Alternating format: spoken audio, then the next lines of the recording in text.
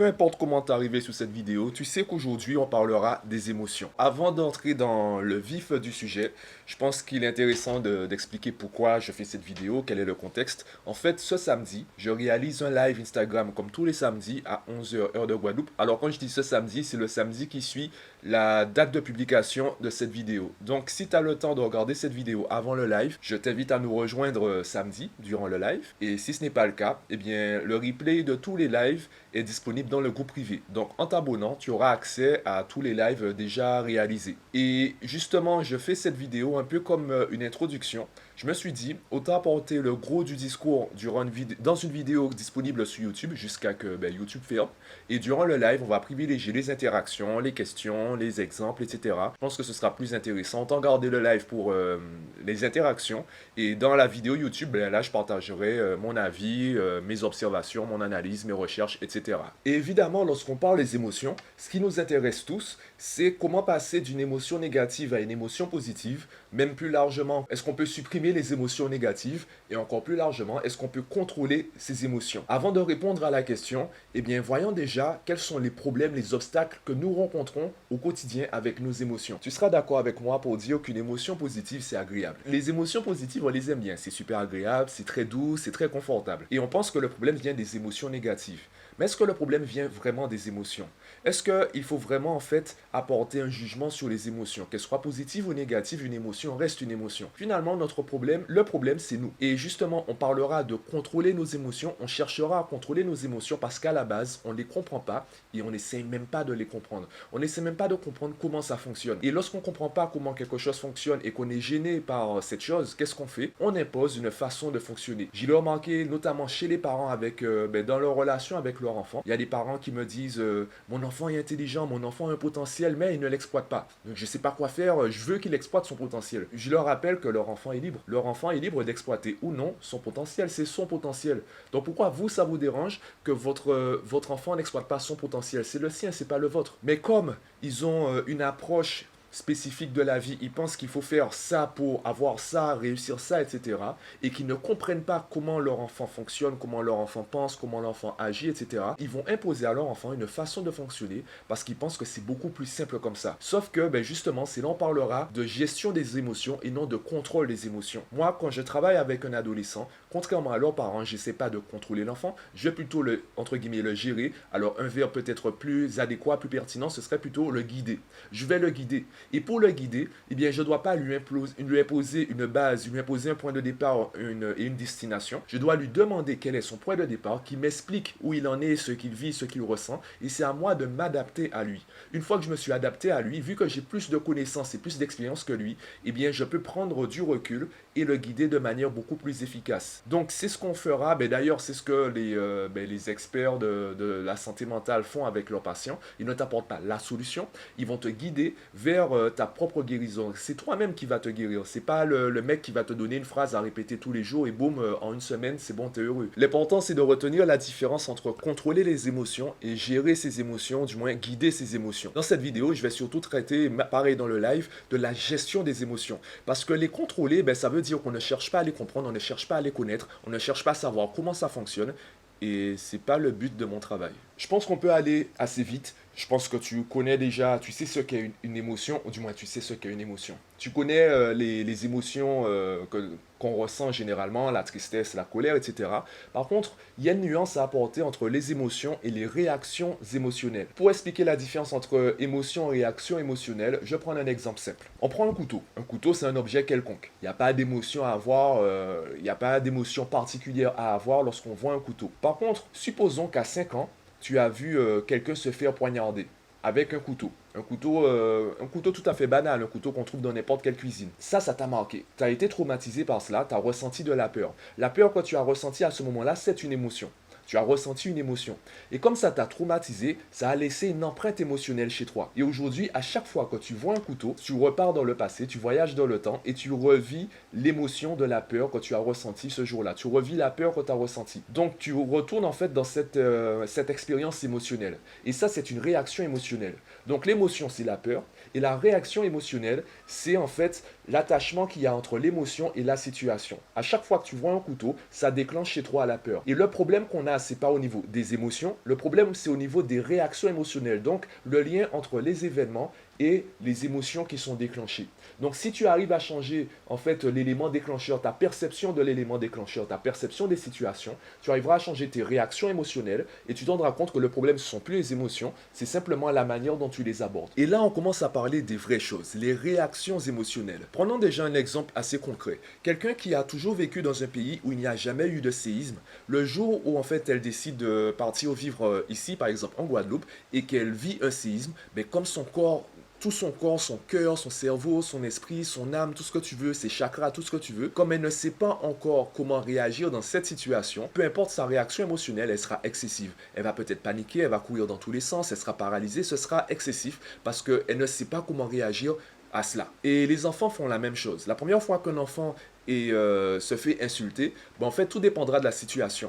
Il ne va pas réagir au mot puisqu'il ne connaît pas le mot. Il ne sait pas ce que ça veut dire. Il va réagir à l'émotion que la personne en face a lorsqu'elle prononce le mot.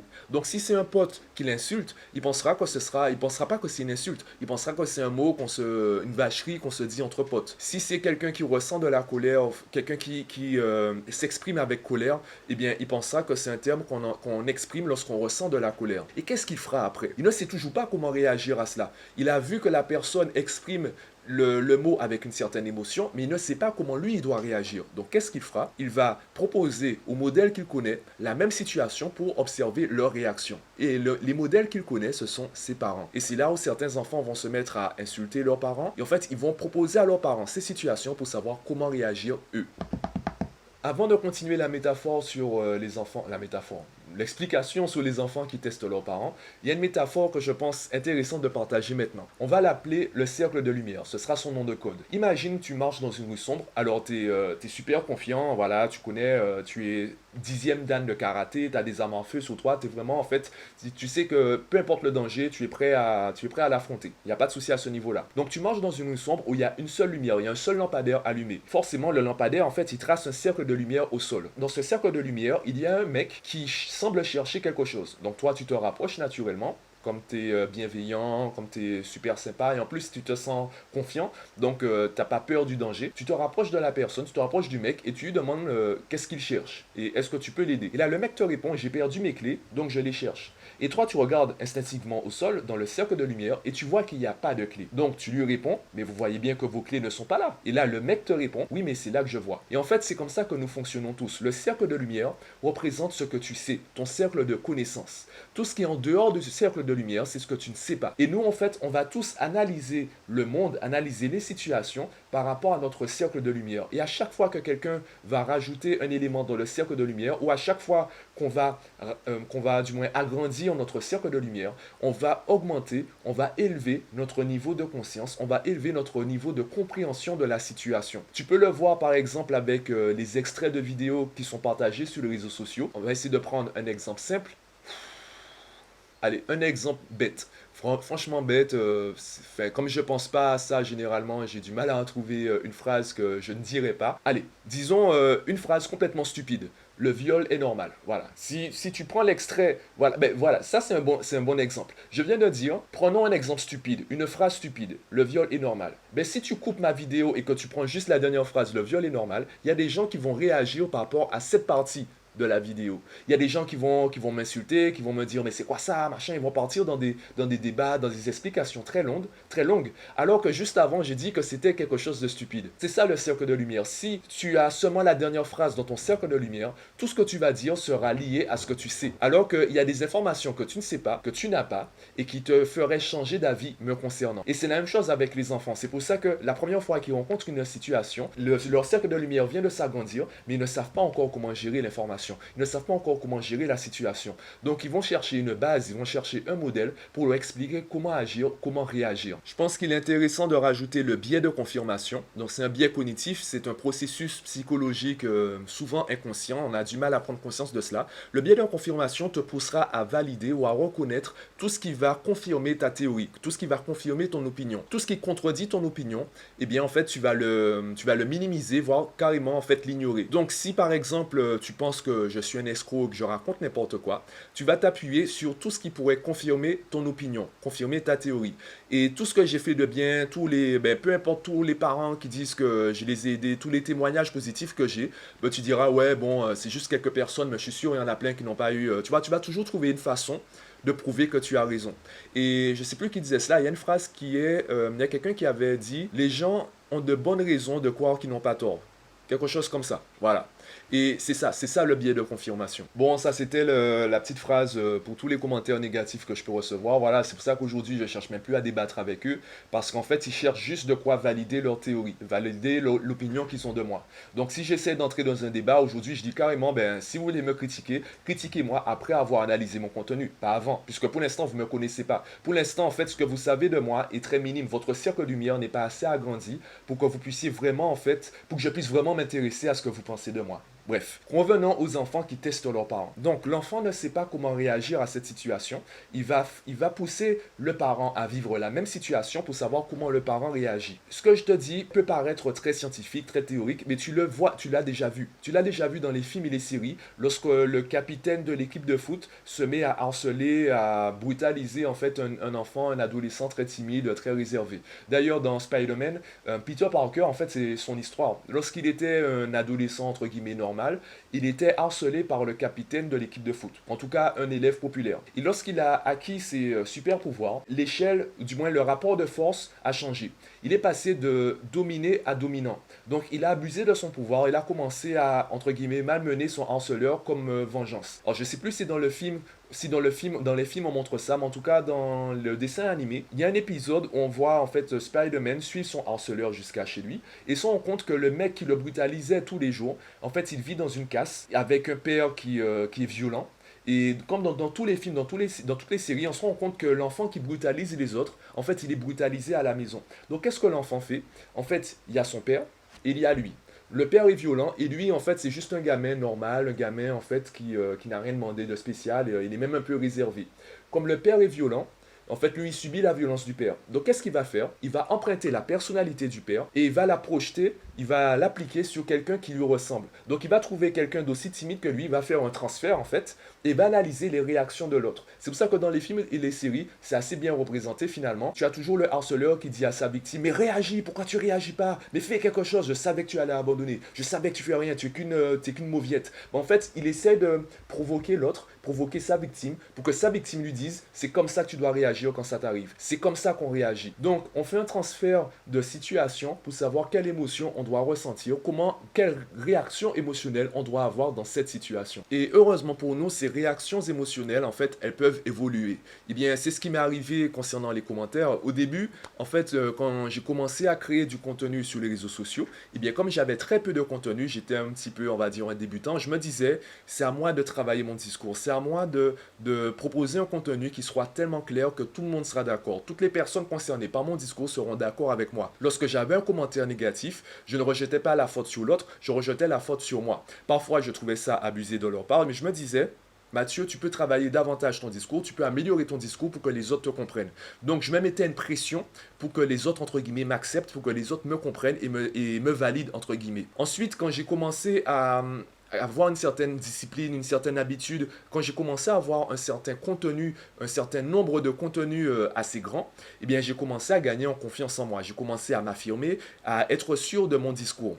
Donc là, je me disais, l'erreur vient des autres, le problème vient des autres, c'est leur problème. Les gens ne cherchent pas, les gens sont cons, les gens ne font pas d'efforts, les parents disent à leurs enfants de faire des recherches sur Internet, eux-mêmes ils ne le font pas. M'arrivait en fait d'avoir un discours assez direct, assez agressif, parce que les autres ne faisaient pas les efforts que moi je faisais. Et je me suis rendu compte, avec du recul et énormément de travail sur moi-même, beaucoup d'introspection, qu'en fait, ce que je reprochais aux autres, c'était la liberté que je me refusais. Et aujourd'hui, en fait, je suis beaucoup plus cool quand je vois un commentaire négatif. Je prends même plus le temps de débattre. Et si je réponds, ce sera vraiment de manière relâchée. Alors, il y a une différence entre montrer de la colère et ressentir de la colère. Parfois, je suis très direct, je suis très agressif. Plus, en fait, pour montrer quelque chose, mais je suis vraiment cool, en fait, quand je lis le commentaire et même quand je réponds. Je suis vraiment cool à ce niveau. Je stresse plus, je suis plus énervé parce que j'ai acquis cette liberté. Je sais aujourd'hui que je suis libre. Et je sais aussi que les autres sont libres. Tu es libre d'être con. Voilà. Tu es libre d'être con. Tu es libre de ne pas faire ce que tu dis qu'il faut faire. Tu es libre en fait d'être un mauvais parent, un mauvais enfant, un mauvais collègue. Tu es libre en fait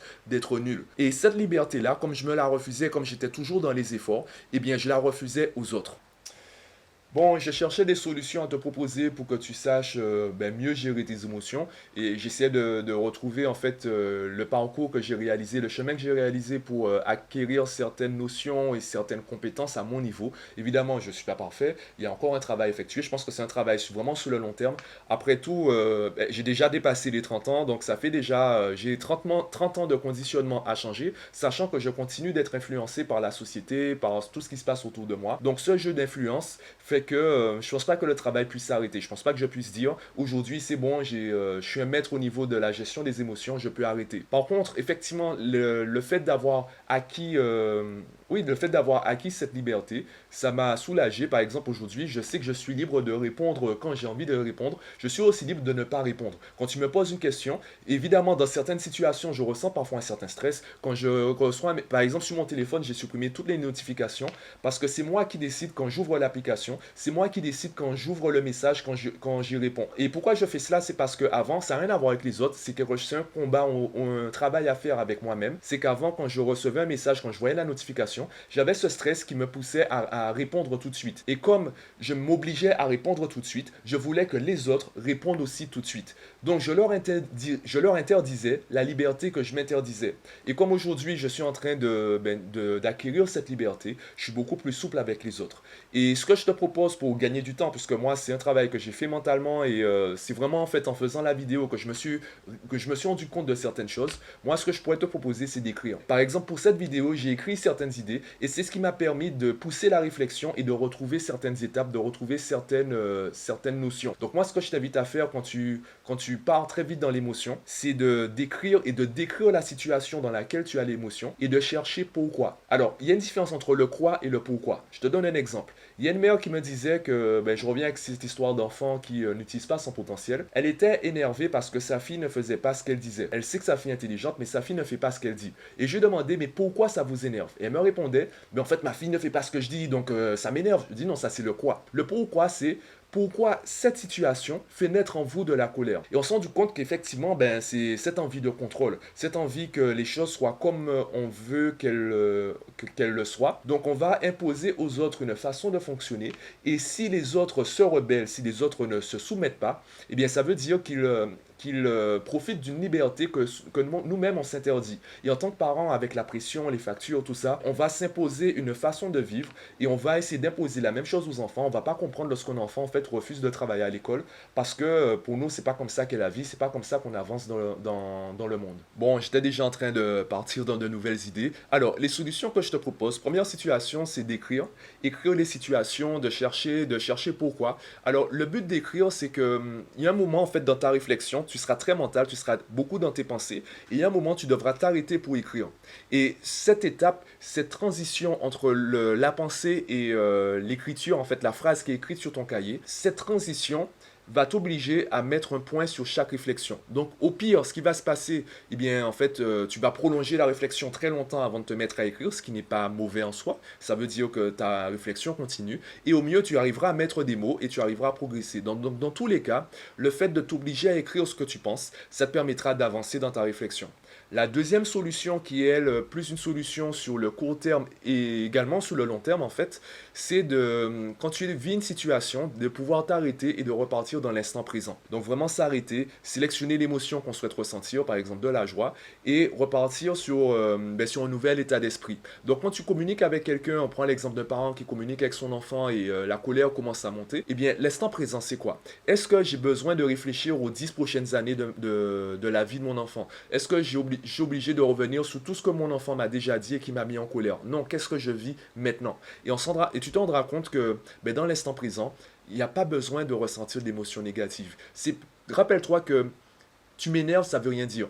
Tu m'énerves, ça veut dire que tu rends responsable l'autre de ton émotion. L'autre n'est pas responsable parce que ta réaction émotionnelle, elle a été construite des années auparavant. Donc ce que tu ressens aujourd'hui comme réaction émotionnelle, c'est un processus qui a pris des années pour se construire. Donc ton enfant, en fait, il a juste déclenché une réaction émotionnelle, mais n'a pas en fait, il n'est pas responsable de ce que tu ressens en toi. Donc c'est un travail à faire avec toi-même, c'est un travail à faire en toi-même et ne rends pas les autres responsables. Donc quelle est l'émotion que tu veux ressentir maintenant? Même si les autres disent des choses qui te mettent en colère, même si les autres t'insultent, quelle émotion tu souhaites ressentir maintenant? C'est également ce que je fais quand je lis des commentaires négatifs sur... alors également ce que je fais, je le fais pas en fait de manière consciente, c'est aujourd'hui c'est de manière beaucoup plus naturelle. En fait, je travaille toute la journée. Voilà, aujourd'hui, c'est pratiquement le travail que j'ai avec moi-même.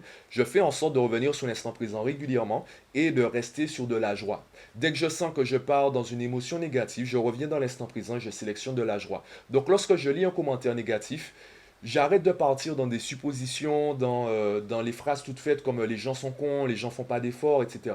Je reviens sur l'instant présent, je reviens sur l'émotion que je veux ressentir, de la joie, et au pire, je rigole. Je rigole du commentaire, je me dis que ouais, bon, c'est son cercle de lumière, c'est son chemin, c'est pas le mien. Cette personne ne fait pas partie de mon audience, voilà, elle a choisi de m'insulter. Ok.